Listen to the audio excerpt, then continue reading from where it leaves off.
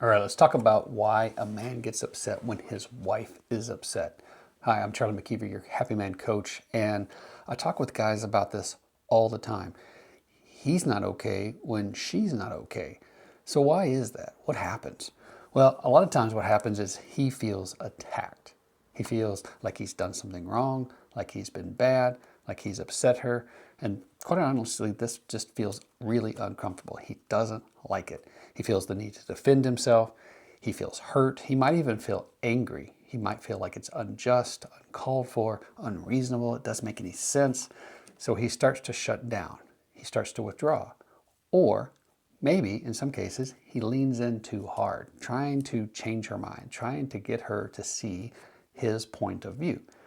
What he doesn't realize in those moments is that he is actually digging a hole.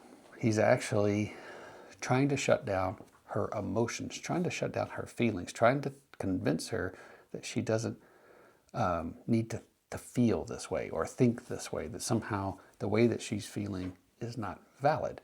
And this just makes her dig her heels in and get even more upset. And this amplifies the discomfort, the feeling of being attacked, the confusion and frustration that he feels, all of the stuff that goes on. And so this really causes a problem. He doesn't realize that he's participating in the conflict that he's experiencing. He may not start it, but has become a participant in it once it begins. So let me tell you a few things here. One, he feels like he's done something wrong. I said that just a moment ago, and he's taking it personally. This is why it gets so intense so quickly.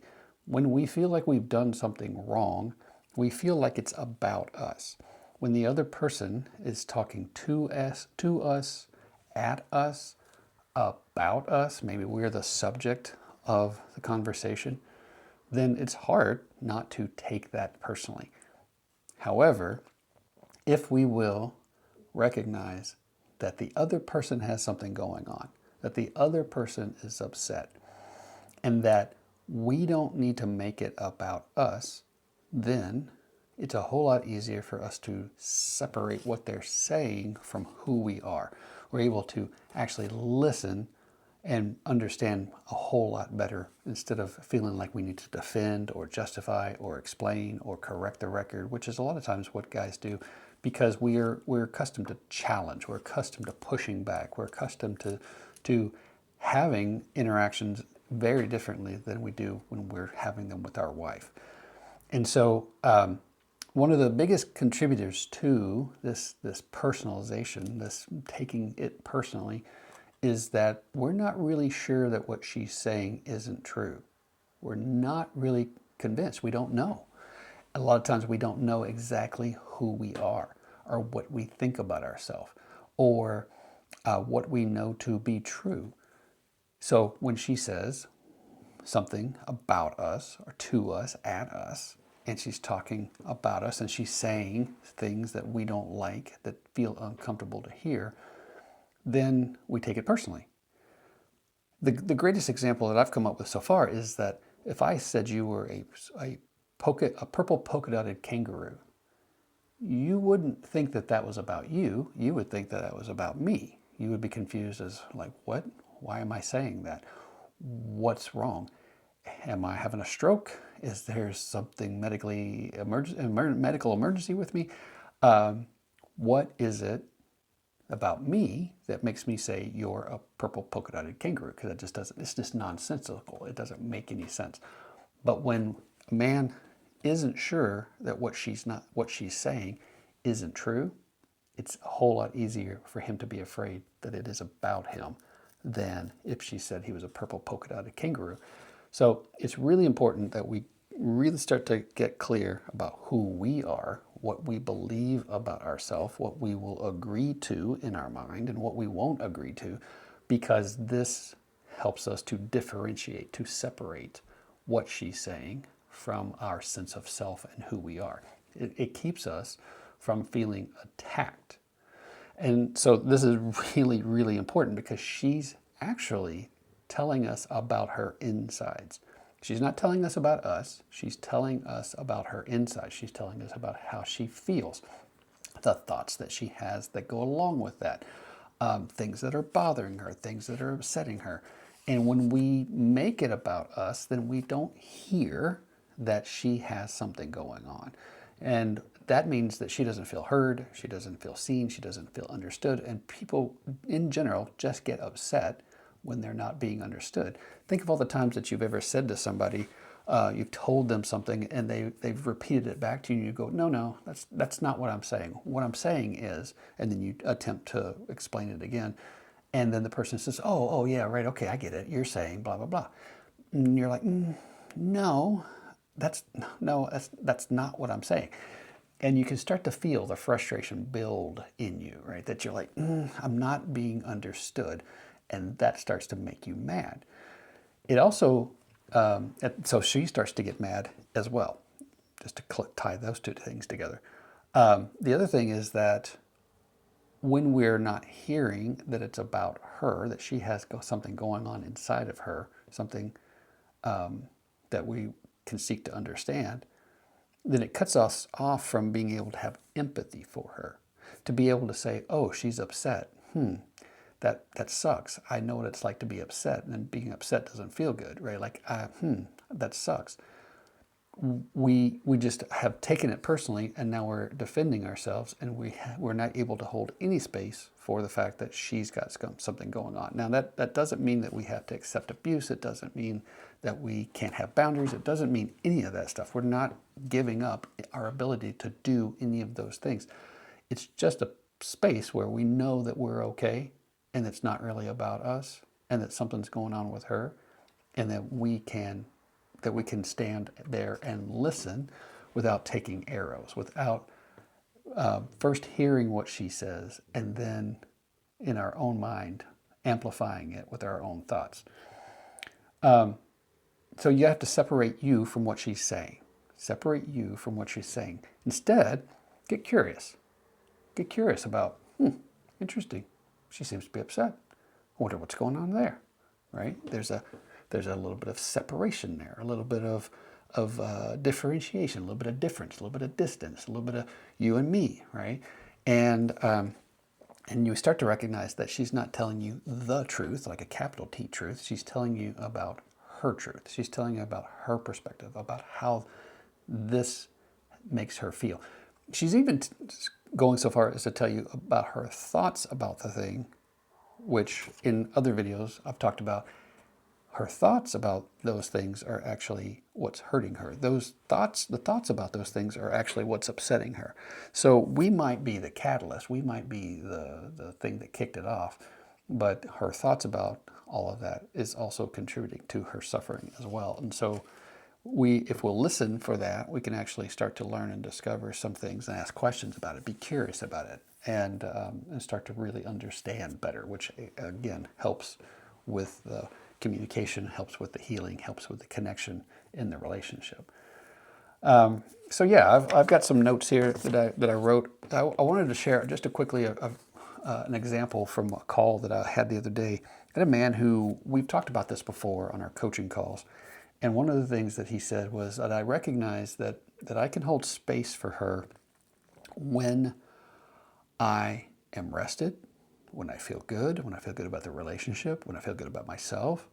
It's a whole lot easier for me to not take what she's saying personally, because I can see that she has something going on, right? He can remind himself of these things and say, oh, interesting, seems like she's got something going on.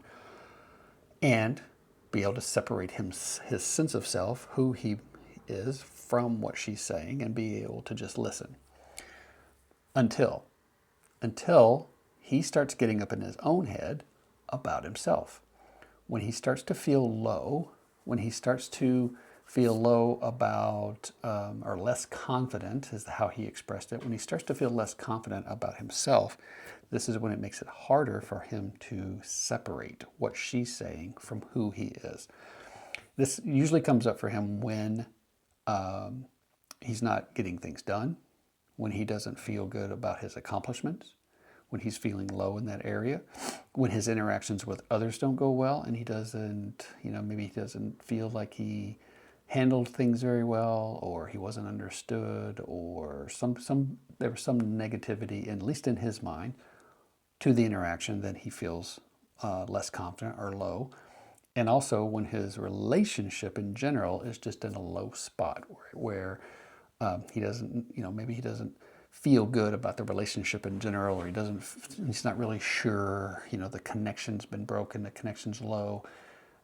He's not feeling confident in that area of his life. So now he starts to feel low in general, and starts to feel low about himself. Then when he shows up to a conversation with her and she's telling her about her upset and she's directing it at him, now he's already coming to the conversation with a low confidence, a low sense of self.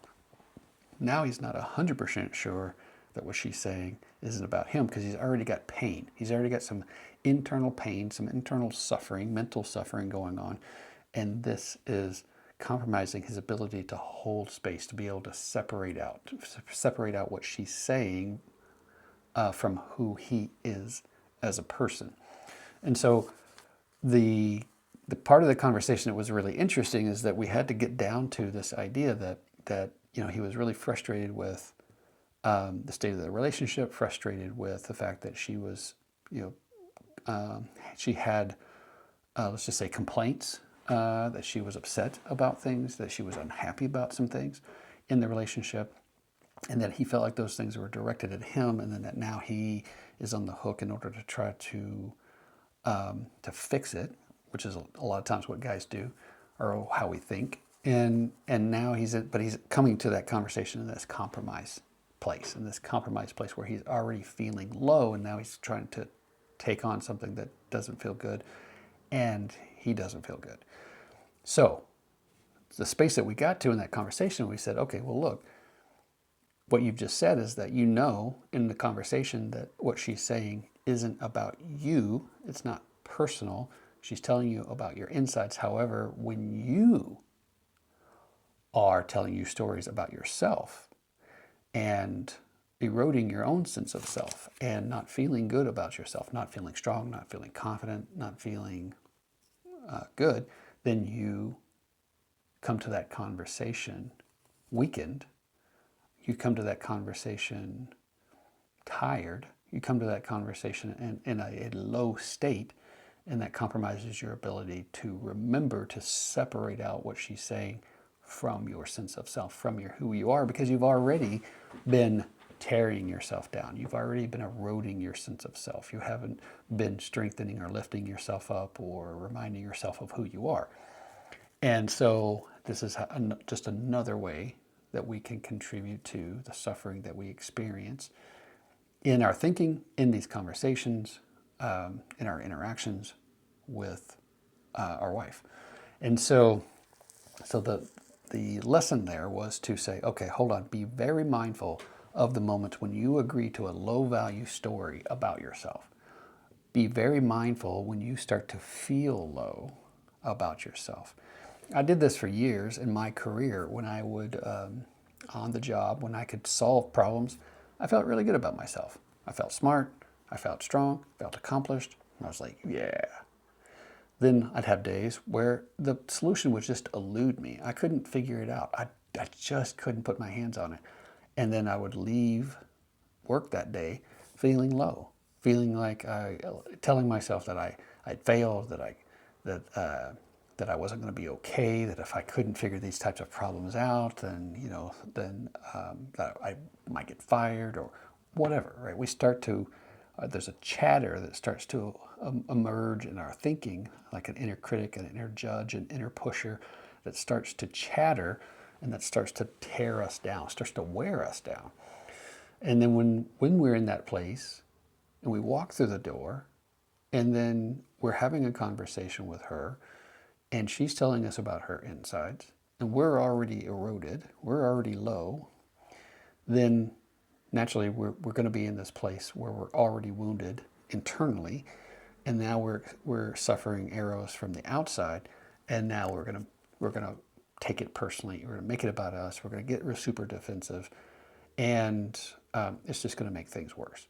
So this is where we have to be mindful of our thoughts, We have to be mindful of the fact that she's got thoughts going on, that she's telling us about her insides, that it's not actually about us, and that if we'll get to know who we really are and turn up our curiosity about what's going on inside of her, then we can provide some understanding, we can provide some empathy, and that we can care for ourselves in a way that makes us healthy, both for ourselves and the other people in our life. So that's just what I wanted to share with you today about taking things personally and being able to separate out who you are from what she's saying. So if you need any help with that, any clarity about that, go to happymancoaching.com. Reach out to me. Otherwise, that's what I have for you today. I'll see you in the next one. Bye.